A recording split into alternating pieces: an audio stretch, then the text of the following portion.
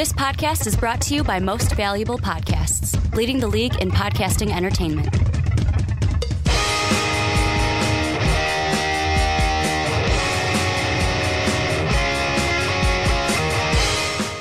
What's up, real MVPs? Ricky Widmer here, along with the Mark Weber. Dummies. And we are back for another edition of the Onside Kick right here on Most Valuable Podcast, your one-stop shop for everything in the world of the NFL. Mark, we are continuing our previews. No additional stories, so it's just the 4 teams we're looking at. We're continuing in the South, this time on the NFC side of things.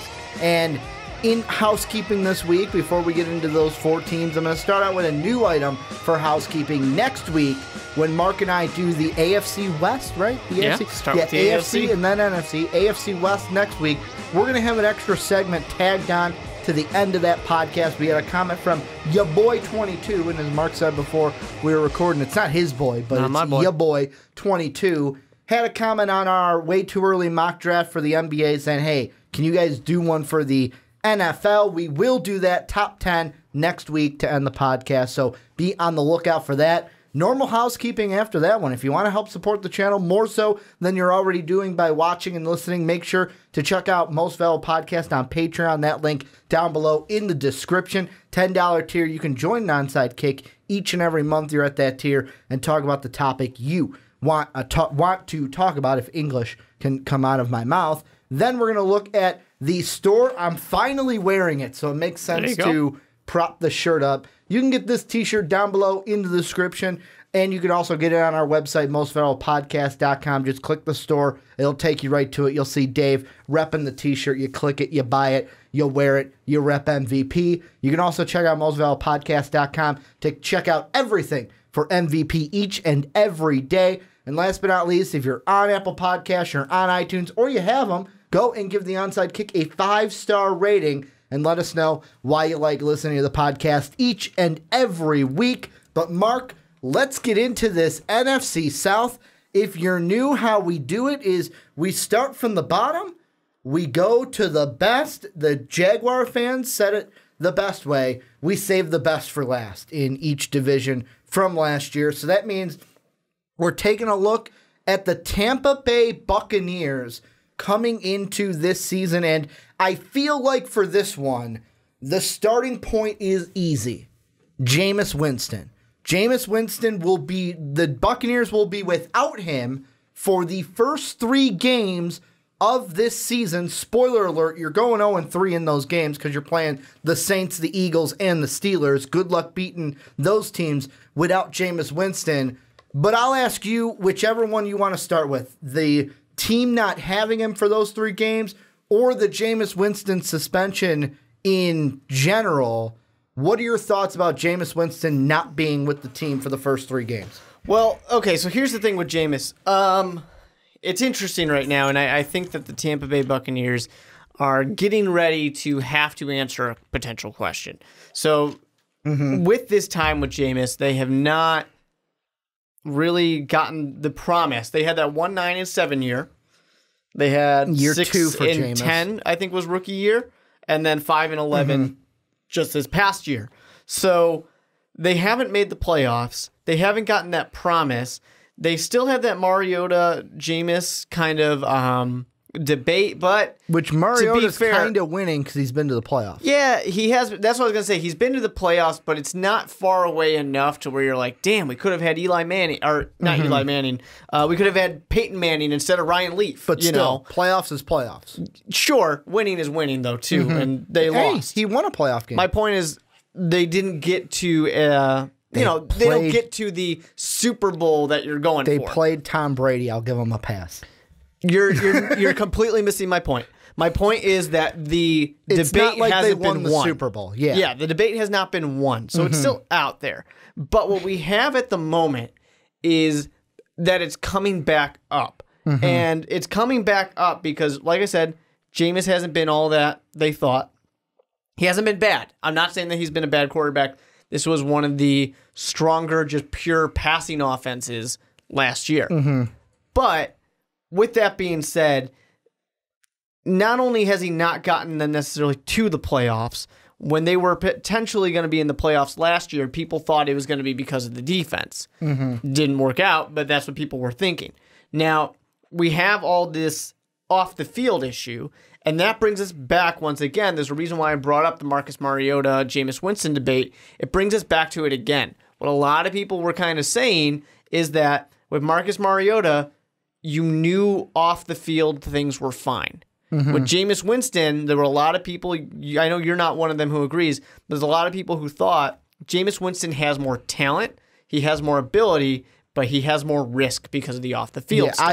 I was always a Mariota bro. I liked Jameis for exactly that reason. I understood that there were some issues there, but coming out of there, I thought he had just more pure, raw upside to him.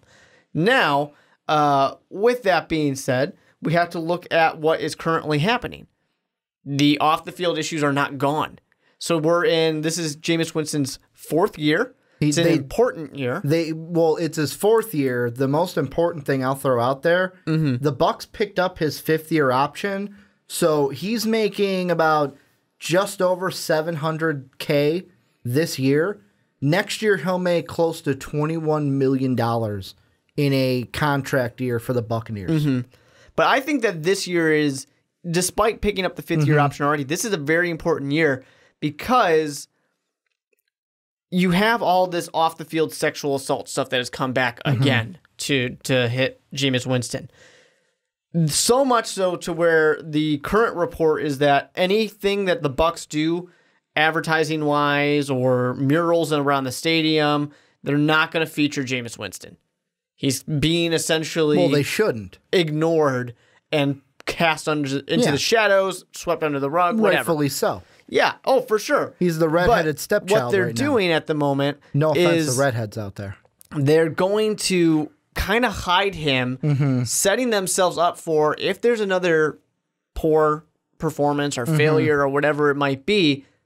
They owe money, but they might be able to kind of cut and run a little bit or get ready to do so because they're kind of already distancing themselves from him. And with a poor performance this year, especially if somehow Ryan Fitzmagic goes out there and steals one from 2 out of these 3 teams, I think he can steal one from the Steelers. Eagles and Saints is going to be a lot tougher, but at least one of those is division opponent, and you never know what happens within the division. Yeah. But if you could steal some of those, there starts to become this vocal minority of people, and I don't even know if they're that big of a minority, who are just plain sick of Jameis Winston, who are going to say, we don't want that kind of person on this team. We got somebody who just won us 2 games. Let him keep playing. Ride the hot hand. And that's when you start to get into some easier games as well after Jameis gets back. One question I am going to ask you is, I'll say this. For me, it's not all on this year, and the only reason I say got that an extra is year on the contract. No, it's not just that. It's for me the only reason why it's not just on this year and it'll be on last year as well is because when you look at and I'm going to be spoiler here, I've got the Buccaneers at like 2 wins. If your window is like 2 to 3 wins, you're going to be a top 5 pick, maybe even a top 3 pick in this draft coming up in 2019.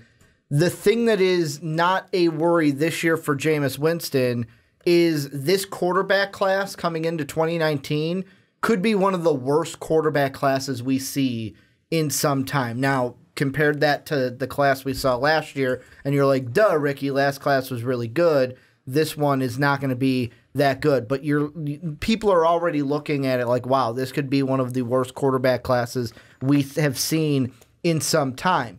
Because of that, right now I'm looking at the Bucs going, they're not going to take a quarterback in the first round. So Jameis Winston in his contract year is going to have no competition for that starting role. So for me, next year will be the make or break year. Yeah, but I don't think that they need to draft a quarterback next year to essentially be moving on from Jameis. I would say it would be, the interesting thing is, let's say this was last year and they were a top 3 pick. If they were to draft a guy like a Sam Darnold caliber, a Baker Mayfield caliber, a Baker Mayfield would make sense because it's a guy who many people think, he can sit a year and doesn't have to start year one. If they were going to bring in a guy like that this upcoming draft, then I would say, all right, Jameis he's got some pressure on him because it's kind of like, hey, we've got the incumbent behind you. You've got to put up or shut up right here. He's not going to have that next year. So that wouldn't have made sense either to draft somebody to sit behind your 24-year-old quarterback. I mean, if you're looking to get rid in of the him, first round, then you just trade him. I mean, you could do that, but how often do we see trades get done at all in the NFL? But my point being, this year, because there's going to be no pressure this year, I wonder with Jameis, is it just going to be another nonchalant year for Jameis Winston after he comes off the suspension? It's going to be so key because this team as a whole, you've kind of hit on it, the defense, everyone has hyped this defense, especially when Lovie Smith was the head coach a couple years ago. They add a big piece, the one that I love in Vita Vea. Year before, they add Vernon Graves. Not to mention 2 different corners. Exactly. They bring back Brent Grimes. They add, like you said, Carlton Davis and MJ Stewart are the 2 corners. So this defense, I'll be honest, I like. It's the offense that has all my question marks because I even said to you that it feels like this team, like I feel the most sorry for Mike Evans because I feel like his talent is being wasted in Tampa Bay. I feel like it is being wasted with the Buccaneers. And I mean, the run game is going to be a different story this year. They get rid of the muscle hamster. Jaquiz right now is listed as the starter, but will Ronald Jones, who they drafted from USC, take that job? Or will it be kind of between Jaquiz, Jones, and Charles Sims that kind of does a quarterback by committee? And the thing I'll kind of ask you, and this is just off the top of my head, Ryan Fitzpatrick is behind Jameis Winston. If he plays well in the first 3 games and then Jameis comes out against, let's see, Chicago I know is week 4. Who's week 5? If he comes out against Chicago, maybe Atlanta, and then Cleveland and doesn't look good, by week 8 against Cincinnati, will the Bucs be bold enough to say, screw it, we're putting in Fitzpatrick because he played better in the first 3 games than Jameis has played in these last 3? That was kind of my point before where I was saying if they could steal 2 of these games, I would be a little surprised if they went 0-3. I wouldn't be super surprised, but I'd be a little. I think they can steal a game against the Steelers. Well, the question with that is Le'Veon going to play? And that's a big part of it as well. But I think they can steal that one, with Fitzpatrick, if he can actually perform well, and he's had his moments where he's looked really good. He has a guy who can get you 12, 13, 1,400 yards with Mevins, and then have Deshaun Jackson, who, I know you're saying that he's past the prime, and that's not wrong, but he can still perform very well. Yeah. Got a great defense, got a new running back who hopefully is going to elevate that game as well. He can perform well with this. He performed good with worse when he was in New York for the Jets that one year.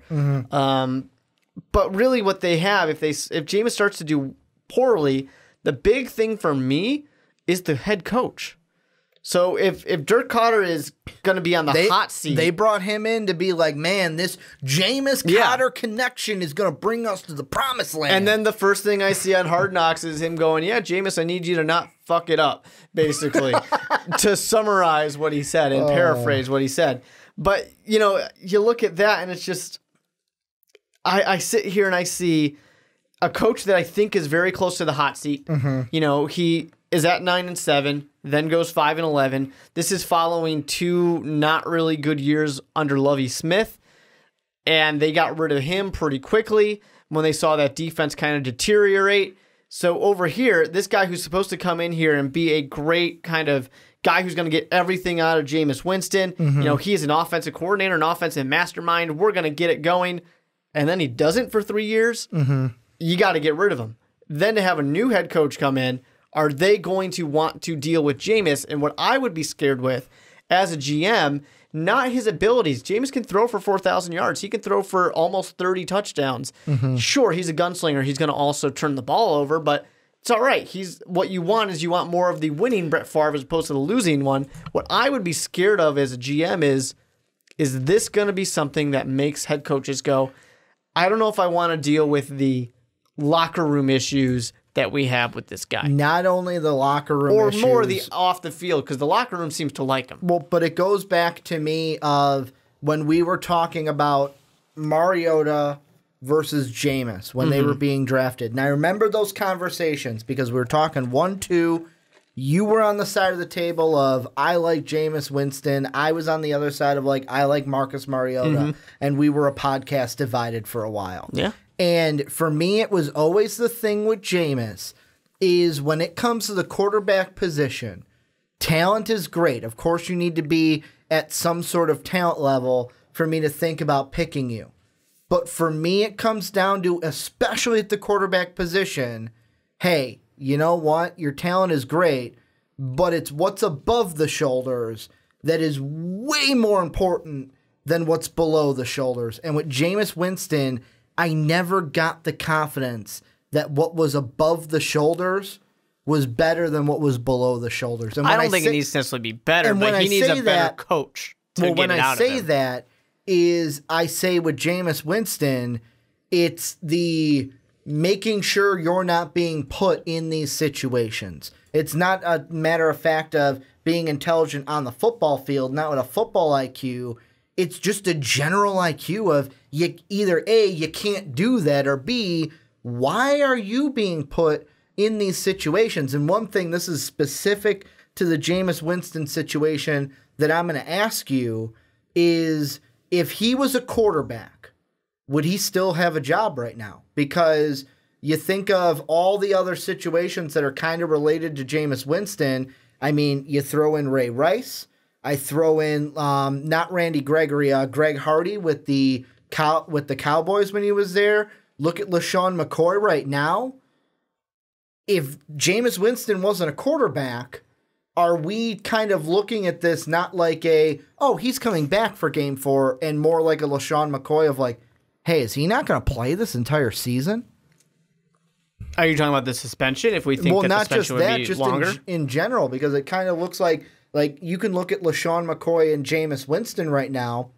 Many people with LaShawn McCoy's personal thing that's going on are like, oh, he might not even play this entire season due to this thing, not even a suspension, just because of what's going on. Whereas Jameis Winston, it's like, 3 games, which kind of seems like a slap on the wrist, if anything.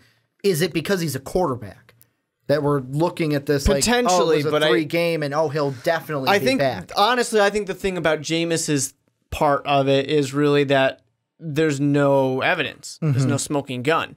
You know, there's no smoking gun in LaShawn McCoy's case. Like the big thing with Ray Rice is we had video evidence. Yeah, that's what I'm saying. We have video evidence. We have pictures of Adrian Peterson's son. Yeah. We had things to really come down hard on these people. Jameis's thing is his word versus her word. That's all it is. And it's unfortunate that when it comes to sexual assault, that's what it comes down to time and time again is his word versus her word, whichever side is victim, whichever side is not, his, her, whatever it might be. So when we have this me versus you, there's not much you can do. And the NFL is so inconsistent in the way it does these suspensions. Somebody can get suspended a whole year for one thing, and somebody has something that some people are going to think is worse, and they get 2 games. You know, it's completely different, and there's really no rhyme or reason to it.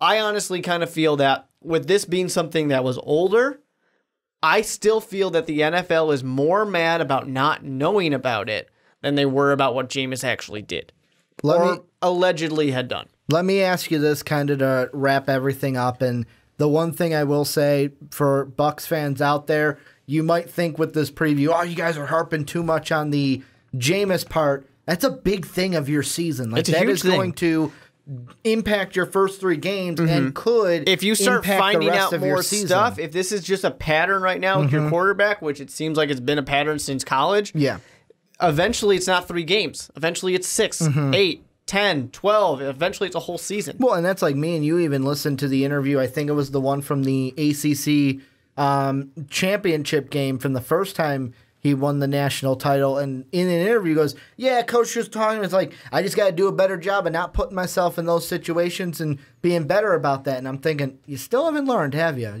You learned enough to say it, and then it went whoop right out your head and into the wind. But the question I was going to ask you is, so Dirk Cotter, 9-7 in 2016, 5-11 this next year. Let's say he goes 2 wins, 3 wins this year, and is a top without 5 a doubt, pick. he's gone. Is he fired? Percentage 100%. You have to be, in my eyes, you have to be at 7 wins with maybe barring some huge injury or Jameis magically gets suspended the entire year or something. You got to be at least 6 games to actually save your job. 7 games probably to save your job. So, yeah, I think that if there's anything under that, I expect him to be gone. And I don't know, is a new coach going to want to work with Jameis Winston? Is a new coach going to want his type of quarterback? Because we talk about it all the time. It doesn't even have to be a guy who has issues off the field. A lot of coaches just want their guy. Unless it's like a John Gruden situation where John Gruden picked the Raiders situation because he liked Derek Carr. He wanted to work with him. And I mean, that's a good situation for them. But like, if I look at the Bucs as of right now, I know we got a couple of weeks until our official hold me to them predictions. But the only games I have them winning right now are Week 8 against the Cincinnati Bengals, which I know Buccaneer fans are going, whoa, you even got us losing to the Browns? What's going on, Ricky? But I also got you guys beating the Saints Week 14. That's it. Like, and even that Saint game, like, I'm not even confident in that one. I just picked it because I'm like, hey, you know what? Week 17, you guys beat the Saints in Tampa last year. So I'll give you that same kind of, okay, you can beat them at home. You're not beating them on the road. But, like, I look at every other game this year, and boy, do they have a hard schedule. The Saints twice, they're going to be a playoff team. The Falcons twice, they're going to be a playoff team. Well, the Saints, Falcons, and Panthers all could be playoff teams. Panthers probably won't. Falcons will definitely for me. Saints on the bubble of where they land. But like every other team, Eagles will be in the playoffs. Steelers will be in the playoffs. Redskins won't be in the playoffs, but they just got a new quarterback who is, I'll say, better than yours. The Giants will be better this season. 49ers could be a playoff team. Ravens could be a playoff team. Cowboys could be a playoff team. There are so many right on the line playoff teams or definite playoff teams on this schedule. And then the ones that aren't playoff teams, like the Bears and Browns, they got drastically better in my eyes from last year. The Bears adding Matt Nagy, we'll kind of see what his offense brings. And then the Browns with everything they brought in from free agency trades in the draft to where I'm like, this could be a 2-win season for the Buccaneers, and Bucs fans are sitting there going, something needs to change so we can get back to being a team that fights for this division. And this is a team that just very recently proved they're willing to move on quick. How fast did they move on from Mike Glennon? Lovie Smith. How fast did they move on from Lovie Smith? They moved fast. Lovie got 2 years. Glennon had one chance, and that was it. And to be fair, they were number 1 overall, and they can take a quarterback. But if you get an opportunity like that, you might not pass up on it. And I'm looking up really quick. I know Lovie went. So Lovie was 2 years with them. 2-14 his first year. 6-10 his next year. Boom, gets fired right away. And I still think that 9-7 year, they could have gone 9-7 with Lovie Smith. It wasn't like oh man, we got Dirk Cotter. That's the reason why we went 9-7, because it's like Dirk Cotter was with you. He was the offensive coordinator for you guys. And Mike Glennon had, you're right, he had really only 1 year. He had 2013, and then it was like, because he started 13, played 13, then it was like he played 6 games. He didn't play the entire 2015 year. Then he played only 2 games for Tampa, and then he was in Chicago and got replaced after 4 games for Mitch Trubisky, or the Trubiscuit, as I like to call him here on the podcast. Any final thoughts about the Bucs before we move into the Atlanta Falcons? I just mostly want to kind of survey Tampa Bay Buccaneers fans, not necessarily looking at his on-the-field abilities, but looking at his off-the-field abilities, our off-the-field shenanigans is a way to say it, making lighter of it than it should be made. Are you sick of it? Do you want to move on? Because I've heard kind of mixed things from a lot of Tampa Bay fans. Basically, it's two polar opposites. People are like, I can get over it. And then the other half are saying, no, if he was gone yesterday, it was too late. Mm-hmm. So I'm curious. I'm curious to know. And just as a little bit of just one example from the draft that I was talking about for this year, Todd McShay's way too early mock draft, 2 quarterbacks in the first round. The first one off the board is at pick 17, and it's Drew Lock from Missouri. The next one doesn't even go until pick 26. Mm-hmm. But there's a whole season of college football. I get that at the time. I get that, but you look at it, and it's like, how many times have we looked at a way too early mock draft, and the first quarterback is not in even the top 15 of that? Or is it even in the top half of this draft? But this is where you guys come in. Let us know what you think down below in that comment section. Are we too low on the Bucs? Are we kind of harping on the Jameis Winston thing too much? Let us know what you guys think down below in that comment section.